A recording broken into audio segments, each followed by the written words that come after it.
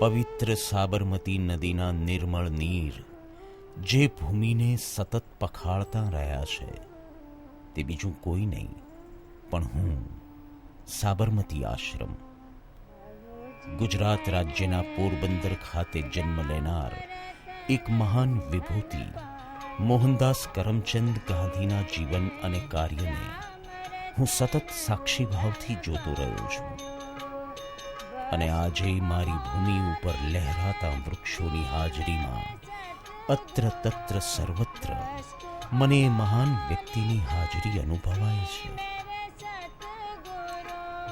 આશ્રમ શબ્દ કાને પડતા જ શ્રમનો રણકાર સંભળાય છે. આશ્રમમાં જ શ્રમ સમાયેલો છે. અને એટલે જ ખુદ ગાંધીજીએ કહ્યું છે કે આશ્રમ એટલે અહીં સામુદાયિક ધાર્મિક જીવન એવો અર્થ છે. આવા પ્રકારનું આશ્રમ મારા સ્વભાવમાં જ હતું. 1915માં હંમેશા માટે આફ્રિકાથી ભારત પાછા ફર્યા બાદ ગાંધીજીએ આખા દેશમાં ભ્રમણ કર્યું અને અમદાવાદમાં આશ્રમ સ્થાપવાનું નક્કી કર્યું. આફ્રિકાના ફિનિક્સ આશ્રમ અને ટોલ્સ્ટોય ફાર્મના અનુભવો ગાંધીજી પાસે હતા. આથી એમણે 25મી મે 1915ના દિવસે કોચરબમાં આશ્રમની સ્થાપના કરી. આમ ગાંધીજીએ પોતાના સ્વભાવ અને સ્વાનુભૂતિને કોચરબ આશ્રમ રૂપે વ્યક્ત કરી.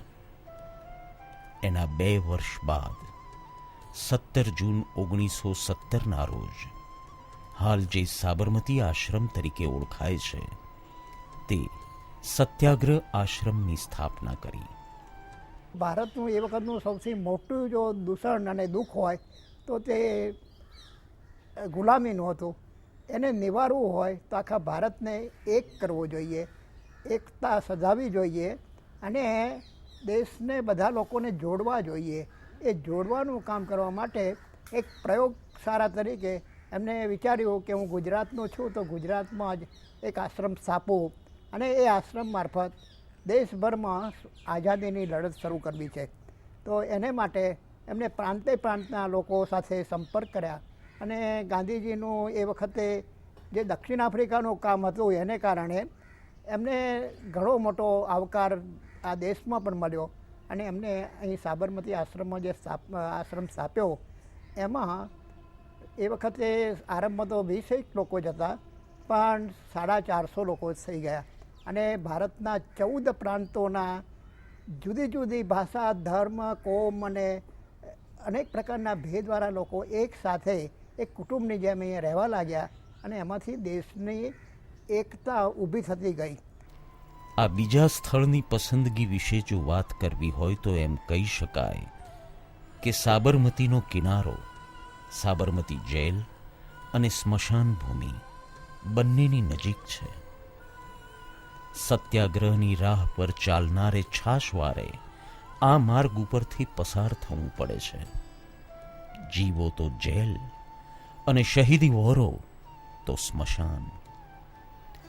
મારા નામ પાછળ પણ ગાંધીજીનો એક આગવો દ્રષ્ટિકોણ હતો. ગાંધીજી માનતા હતા કે વ્યક્તિગત ગુણ વિકાસ અને સામાજિક પરિવર્તન સાધવા માટે સત્યાગ્રહ આવશ્યક છે. આથી એમણે આશ્રમને સત્યાગ્રહીઓની પ્રયોગશાળા બનાવ્યો. એમના મનમાં આશ્રમ સત્યાગ્રહીઓનું તાલીમ કેન્દ્ર બને એવી કલ્પના પણ હતી. એટલે એમને અનેક પ્રકારની રચનાત્મક પ્રવૃત્તિ અહીંયા શરૂ કરી, જેમાં શિક્ષણ, ખાદી, ગ્રામોદ્યોગ, પશુપાલન, આ જે આપણા દેશના આર્થિક પ્રશ્નો છે, સામાજિક ભેદભાવના પ્રશ્નો છે, એ બધા ઉકેલવા માટે એક પ્રયોગ રૂપે એમને અહીંયા આ આશ્રમમાં શરૂઆત કરી અને અનેક જાતની પ્રવૃત્તિઓ, જેમાં સામાજિક પ્રવૃત્તિઓ, હરિજન પરિજનના ભેદભાવો હતા, સવર્ણ અવર્ણના હતા, હિન્દુ મુસ્લિમ હતા અને બીજી કોમના પણ હતા. એ જ રીતે આર્થિક ભેદો પણ બહુ મોટા પ્રમાણમાં આપણા દેશમાં હતા અને અત્યારે પણ છે. આ બધી લડતો માટેનો એક પ્રયોગ કરવા માટે આશ્રમની રચના થઈ.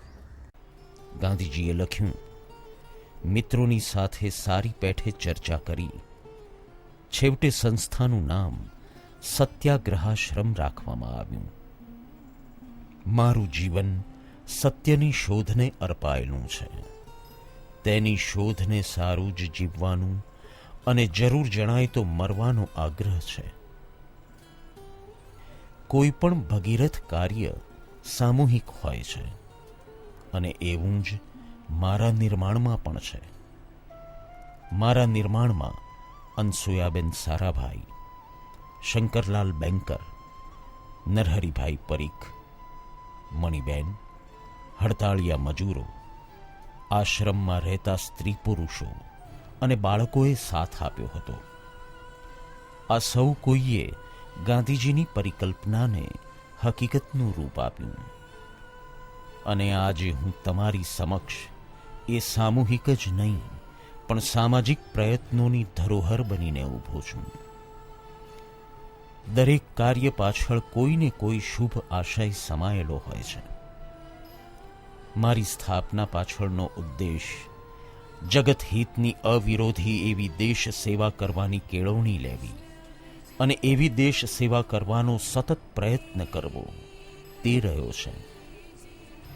કોઈ પણ ઉદ્દેશની પૂર્તિ નિયમો વિના ન થઈ શકે અને એટલે જ ગાંધીજીએ મારા ઉદ્દેશની પૂર્તિ માટે સત્ય, અહિંસા, બ્રહ્મચર્ય, અસ્વાદ, અસ્તેય, અપરિગ્રહ, સ્વદેશી, અભય, અસ્પૃશ્યતા નિવારણ, વર્ણાશ્રમ, સહિષ્ણુતા અને જાત મહેનત જેવા નિયમો ઘડ્યા હતા.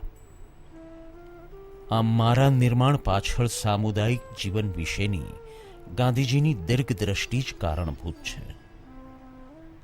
ગાંધીજીના આશ્રમ નિવાસને લીધે જ આઝાદીની લડાઈ માટે મારું સ્થાન કેન્દ્રબિંદુ સમાન રહ્યું. ગાંધીજીએ અહીં રહી ન માત્ર આઝાદીની લડાઈમાં પ્રાણ ફૂંક્યો પણ સાથે સાથે વિવિધ રચનાત્મક પ્રવૃત્તિઓ કરી સમાજને પણ એક રાહ આપી. સાબરમતી નદી સાથે તમામ શ્રેષ્ઠ ભારતીય સપૂતોનું નામ સંકળાયેલું છે, જેમ કે આંબેડકર બ્રિજ, સરદાર bridge, Nehru bridge, Gandhi bridge અને સુભાષ બ્રિજ. આ માર્ગ પર ગાંધી બ્રિજ અને સુભાષ બ્રિજની વચ્ચે મારું અસ્તિત્વ છે. મારી હાજરીથી જ આ આખોય માર્ગ આશ્રમ રોડ તરીકે પ્રચલિત છે. ગાંધીજી સાથેના સાનિધ્યથી જ મને ગાંધી આશ્રમ પણ કહેવામાં આવે છે. ચાલો હું તમને મારાથી પરિચિત કરાવું. મારા સાનિધ્યમાં આવતાં જ તમને એક વિશિષ્ટ પ્રકારની શાંતિ અને સુખનો અનુભવ થશે. કારણ કે આ એ ભૂમિ છે જ્યાં ગાંધીજી અને તેમના અનુયાયીઓ સતત દેશ સેવામાં પ્રવૃત્ત રહ્યા છે. આ સ્થાન ગાંધીજીના ભત્રીજા મગનલાલ ગાંધીના નિવાસસ્થાન તરીકે જાણીતું છે. મગનલાલ દક્ષિણ આફ્રિકાના ફિનિક્સ આશ્રમમાં પણ ગાંધીજીની પડખે હતા. અહીં એમણે સ્થપતિ અને કુશળ સંચાલક તરીકેની ફરજો નિભાવી હતી. ગાંધીજી સાથેનું એમનું સાનિધ્ય એટલું નિકટ હતું કે 1928માં એમના અવસાન પછી ગાંધીજીએ કહ્યું હતું, હું વિધવા થઈ ગયો. ગાંધીજી ઉપાસનાને પોતાનું પ્રેરક બળ માનતા. તેમના મતાનુસાર પ્રાર્થના થકી જ તેમને નિર્ણય લેવાની શક્તિ મળતી. ગાંધીજી પોતાની દિનચર્યાનો પ્રારંભ પ્રાર્થનાથી જ કરતા. ગાંધીજીની પ્રાર્થના સભામાં ગીતા, કુરાન અને બાઇબલ એમ તમામ ધર્મગ્રંથોનું વાંચન થતું. આ સ્થળ સાચે જ મારું હૃદય છે. આ જગા ગાંધીજીના નિવાસસ્થાન તરીકે હોવાથી કાકા સાહેબ કાલેલકરે હૃદયકુંજ એવું નામ આપેલ. ગાંધીજીની ઉપસ્થિતિથી આ સ્થળ અનેક મહત્વની ગતિવિધિઓનું સાક્ષી રહ્યું છે. ગાંધીજી 1919થી 1930 સુધી આ ઘરમાં રહ્યા. ઐતિહાસિક દાંડીકૂચ વખતે ગાંધીજીએ આ સ્થળેથી જ ઉદ્ઘોષ કર્યો હતો કે સ્વરાજ્ય મેળવ્યા વિના આ આશ્રમમાં પાછો નહીં આવું.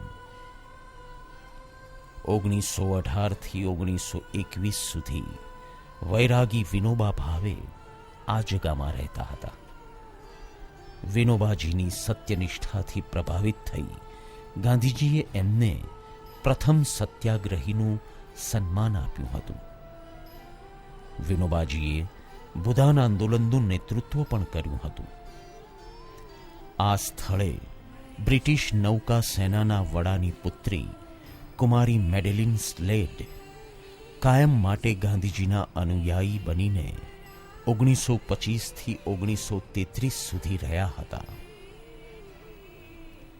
કુમારી મેડેલિનની તપસ્યાથી પ્રભાવિત થઈ ગાંધીજીએ એમને મીરાનું નામ આપ્યું હતું અને એટલે જ આ જગા મીરા કુટીર તરીકે પણ પ્રચલિત છે.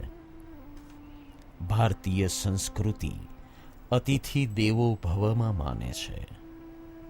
આશ્રમની ગતિવિધિઓથી પ્રભાવિત થઈ અહીં દેશ વિદેશના અનેક મહાનુભાવોની આવન જાવન રહેતી. આ સૌને રહેવા માટે એક અતિથિ ગૃહનું હોવું આવશ્યક છે. નંદિની એ આશ્રમનું અતિથિ ગૃહ છે.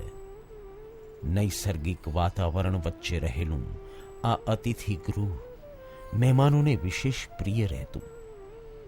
અહીં ઉતારો પામતા અતિથિઓ પણ આશ્રમવાસીઓની જેમ જ આશ્રમના નિયમોનું પાલન કરતા. આશ્રમનું એક મહત્વનું અંગ સામુદાયિક જીવન છે. સોમનાથ છાત્રાલયમાં કૌટુંબિક જીવનનો ત્યાગ કરીને અહીં વસવાટ કરતા આશ્રમવાસીઓ એક જ છત નીચે સંયુક્ત કુટુંબના સભ્ય તરીકે રહેતા. એટલું જ નહીં, એક જ રસોડે જમતા. જૂથ ભાવના વિકસિત કરવામાં ગાંધીજીનો આ પ્રયોગ વિશેષ કારગર નીવડ્યો છે. જાણીતા લેખક અને રચનાત્મક પ્રવૃત્તિઓમાં અગ્રેસર એવા કાકા સાહેબ કાલેલકર, લેખક ચિંતક કિશોરલાલ મશરૂવાળા, ગાંધીજીના મિત્ર અને અંગત સચિવ મહાદેવ દેસાઈ, શિક્ષણ શાસ્ત્રી અને અર્થશાસ્ત્રી નરહરી પરીખ, જાણીતા ભક્તિ સંગીત ગાયક પંડિત નારાયણ મોરેશ્વર ખરે અને આશ્રમ તથા ખાદી અને ગ્રામોદ્યોગ પ્રવૃત્તિના આદ્ય સ્થાપક લક્ષ્મીદાસ આશર જેવા ગાંધી બાપુના અંતેવાસીઓ શિક્ષક નિવાસમાં વસવાટ કરતા હતા. કારણ કે નવા વિચારો અને નવા વિચારોને જો આપણે સાકાર કરવા હોય તો શિક્ષણ એક મોટું માધ્યમ છે. એટલે નયા પ્રકારનું નઈ તાલીમનું શિક્ષણ આશ્રમમાં એમને શરૂ કર્યું. એમાં કાકા સાહેબ કાલેલકર, કિશોરલાલ મશરૂવાળા, મહાદેવભાઈ દેસાઈ, નરહરીભાઈ એવા ઘણા કેળવણીના ક્ષેત્રના બહુ મોટા વિદ્વાનો અહીંયા એકઠા થયા.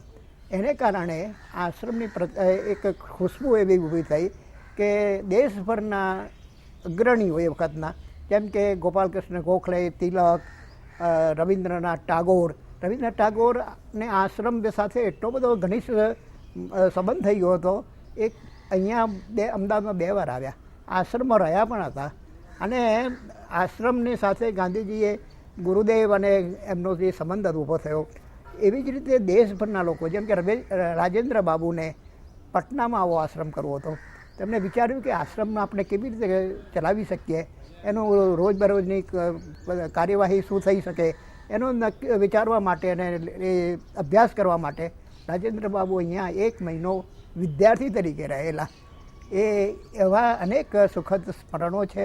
પણ જે સમૂહ જીવન કરવાનું હતું એને માટે એમના કેટલાક કડક નિયમો પણ હતા. કારણ કે 450 માણસો, જુદી જુદી પ્રકારની પ્રકૃતિના માણસોને સાથે રાખવા હોય તો કેટલાક નિયમો પણ હતા.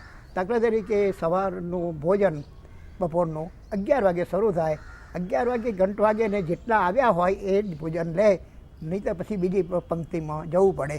તો એ વખતે નારાયણ દેસાઈ, મહાદેવભાઈનો દીકરો, અહીંયા જે જન્મેલો, મોટો થયેલો, એ એક દિવસ મોડો પડ્યો અને રસોડાનો બારણા બંધ થઈ ગયેલા. તો બહાર ઊભા રહીને એને આપણા નરસિંહ રાવનું બહુ ખ્યાતનામ કાવ્ય છે, જેમના પુત્રના મરણ પ્રસંગે લખ્યું, મંગલ મંદિર ખોલો દયામય, મંગલ મંદિર ખોલો. પણ બધાની વચ્ચે આવી જ રીતના પ્રેમથી અને કેટલીક સમજાવટથી એ બધાની સાથે કામ લેતા અને આશ્રમનું બહુ સુંદર એ વખતે એક વાતાવરણ ઊભું થયું. એને કારણે દેશમાં જે રચનાત્મક કામો મારફત ગ્રામ નિર્માણનું જે કામ કરવાનું હતું એની બહુ મોટી પ્રયોગશાળા ચાલી અને દેશભરના કાર્યકર્તાઓ તાલીમ લેવા માટે અહીં આવતા. અને જે ગાંધીજીએ સૂચવેલા એ વખતના 12 કાર્યક્રમો, જેમાં ખાદી, ગ્રામોદ્યોગ, નઈ તાલીમ, શિક્ષણ, માતૃભાષા, ગોપાલન, આ બધા જે કાર્યક્રમો હતા એની મારફત દેશનું ઘડતર જે કરવાનું હતું એ થયું અને દેશભરમાં એ વાત, ગાંધીજીનો સંદેશો ફેલાઈ ગયો.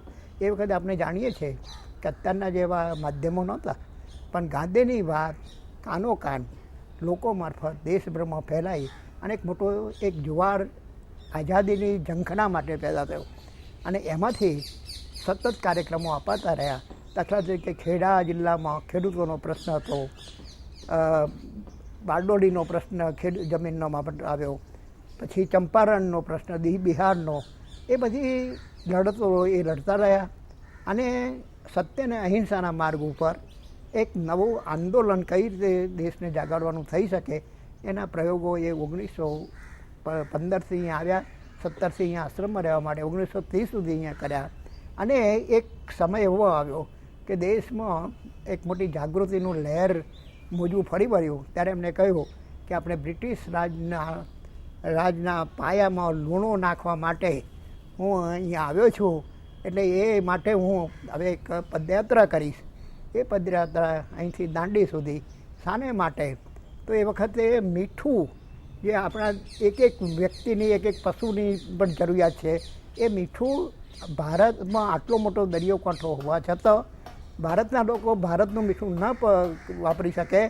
ઇંગ્લેન્ડથી મીઠું આવે એના પર 280% ટેક્સ હતો, બહુ મોટો. એને કારણે ભારતને નુકસાન થતું હતું. એ રોકવા માટે એમને પ્રતિક રૂપે, કારણ કે મીઠું એક માણસની જરૂરિયાત છે, એટલે એને આખા દેશ સાથે જોડ્યો અને મીઠાની લડત જે ઉપડી એને આપણા દેશમાં એક મોટી ક્રાંતિ કરી. અને એને કારણે 1930ની દાંડી કૂચને કારણે ભારતને 48માં આઝાદી મળી. એ 18 વર્ષનો સમયગાળો, પણ ગાંધીજીના 1915થી 30નો સમયગાળો આ 15 વર્ષ, અને ગાંધીજી આફ્રિકામાં 21 વર્ષ રહ્યા. આ 3 તબક્કા જે ગાંધીજીના જીવનના છે એ ત્રણે મળીને દક્ષિણ આફ્રિકામાંથી રંગભેદનું નિર્મૂલન કરવાનો પ્રયત્ન કર્યો અને ભારતમાંથી પરદેશી રાજ્યનું, પરદેશી કાપડનું, સ્વદેશીને એ બધી જે એમને એક પોતાની કલ્પના ઊભી કરી એ પ્રમાણેનું આ કામ આશ્રમમાં થયું. 10 મે 1963ના રોજ ભારતના પ્રથમ વડાપ્રધાન શ્રી જવાહરલાલ નહેરુના વરદ હસ્તે ગાંધી સ્મારક સંગ્રહાલયનું ઉદ્ઘાટન થયું હતું. આ આધુનિક ઇમારતની ડિઝાઇન વિશ્વવિખ્યાત આર્કિટેક્ટ ચાર્લ્સ કોરિયાએ કરી હતી. આ મ્યુઝિયમમાં ગાંધીજી 1915થી 1930 સુધી અમદાવાદમાં રહ્યા તે સમયની મુખ્ય ઘટનાઓનું એક વિહંગાવલોકન આપવામાં આવ્યું છે. ગાંધીજીના પૂર્ણ કદના 8 ચિત્રોને લીધે આ ગેલેરી ગાંધીજીની જીવંત અનુભૂતિનો સાક્ષાત્કાર કરાવે છે, જેમાં પ્રાર્થનામાં લીન ગાંધીજી, રેડિયો કાંતવામાં મગ્ન ગાંધીજી, ઉપવાસ પર બેઠેલા ગાંધીજી, હરિજન સવર્ણ લગ્ન, કોમી એકતા, દાંડી યાત્રા જેવા પેઇન્ટિંગ સમાવિષ્ટ છે. ગાંધીજીના જીવનના મહત્વના પ્રસંગોનું નિરૂપણ આ ગેલેરીમાં કરવામાં આવ્યું છે. અહીં 34,000 હસ્તપ્રતો, 150 સન્માનપત્રો, 6,000 ફોટો નેગેટિવ, 200 ફોટોસ્ટેટ ફાઇલોમાં શાશ્વત ગાંધી સંગ્રહિત છે. પુસ્તકાલયમાં મહાદેવ દેસાઈના અંગત 4,500 પુસ્તકો અને ગાંધી વિચારના પુસ્તકો સહિત 35,000 પુસ્તકો જાળવવામાં આવ્યા છે. મારા પરિચય બાદ હું આપને મારી પ્રવૃત્તિઓથી પણ માહિતગાર કરાવું. હરિજન આશ્રમ ટ્રસ્ટ હરિજન કન્યાઓનું છાત્રાલય અને માધ્યમિક શિક્ષણ માટે વિનય મંદિર તથા પ્રાથમિક શિક્ષકોનું મહિલા અધ્યાપન મંદિર ચલાવે છે. ગુજરાત ખાદી ગ્રામોદ્યોગ મંડળ ખાદી, હાથકાગળ, સાબુ, તેલ વગેરે ગ્રામોદ્યોગો ઉપરાંત અંબર ચરખા, હાથસાળ અને તેના સરંજામનું ઉત્પાદન વેચાણ કરે છે. ખાદી ગ્રામોદ્યોગ પ્રયોગ સમિતિ ખાદીમાં કાંતણ, વણાટ, સૂર્ય ઉર્જા, બાયોગેસ વગેરેમાં સંશોધન અને તાલીમનું કાર્ય કરે છે. ગુજરાત હરિજન સેવક સંઘ અસ્પૃશ્યતા નિવારણનું કામ ગુજરાતભરમાં કરે છે તથા ગ્રામ આરોગ્ય અને પર્યાવરણ સ્વચ્છતા સંસ્થાન સફાઈનું સંશોધન તથા તાલીમનું કાર્ય કરે છે. ગૌશાળા બીડજ અને લાલી ગામમાં ખેતી, પશુપાલન, ગૌ સંવર્ધન અને ગૌવંશ સુધારણાના તથા વધુ દૂધ ઉત્પાદનના પ્રયોગો અને વિસ્તરણનું કામ કરે છે. પુસ્તક ભંડાર ઉપરથી ગાંધી વિચાર અને સ્વાતંત્ર્ય ચળવળ વિષયક પુસ્તકો ઉપલબ્ધ છે. તોરણ અતિથિ ગૃહ ગાંધી વિચારના અધ્યયન તેમજ આશ્રમ દર્શન માટે આવનાર અતિથિઓને નિવાસ ભોજનની સુવિધા આપે છે. ઐતિહાસિક દાંડી યાત્રાને હું કેવી રીતે વિસારી શકું? 12મી માર્ચ 1930ના રોજ 79 આશ્રમવાસીઓ સાથે મારી જ ભૂમિ ઉપરથી મહાત્મા ગાંધીજીએ પદયાત્રાનો આરંભ કર્યો હતો. 241 માઇલ દૂર સુરત પાસેના દાંડી ગામમાં ચપટી મીઠું ઉપાડીને બ્રિટિશ સરકારના મીઠાના કાયદાનો ભંગ કર્યો. સરકારે આશ્રમવાસીઓની મિલકત જપ્ત કરી ત્યારે ગાંધીજીએ તેમની સહાનુભૂતિમાં મને જપ્ત કરવાની વિનંતી કરી, પણ સરકારે આ વિનંતીનો અસ્વીકાર કરતા 1 ઓગસ્ટ 1933ના રોજ મારું વિસર્જન થયું અને 30મી સપ્ટેમ્બર 1933ના રોજ મને હરિજન સેવાને સુપ્રત કરવામાં આવ્યો. પછી હરિજન આશ્રમ ટ્રસ્ટની સ્થાપના થતાં મને હરિજન આશ્રમ તરીકે પણ ઓળખવામાં આવે છે.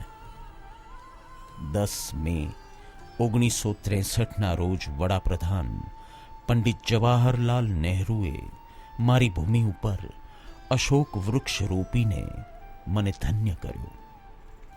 1947માં ભારત આઝાદ થયું. 1948માં ગાંધીજીનું અવસાન થયું. ત્યારબાદ મને રાષ્ટ્રીય વારસા તરીકે જાળવવા માટે 1951માં સાબરમતી આશ્રમ પ્રિઝર્વેશન એન્ડ મેમોરિયલ ટ્રસ્ટની સ્થાપના કરવામાં આવી. આમ 1917થી આજ દિન સુધી હું મહાત્મા ગાંધીજીના જીવન કાર્યોને શ્વસી રહ્યો છું અને આવનારી સદીઓ સુધી શ્વસતો રહીશ.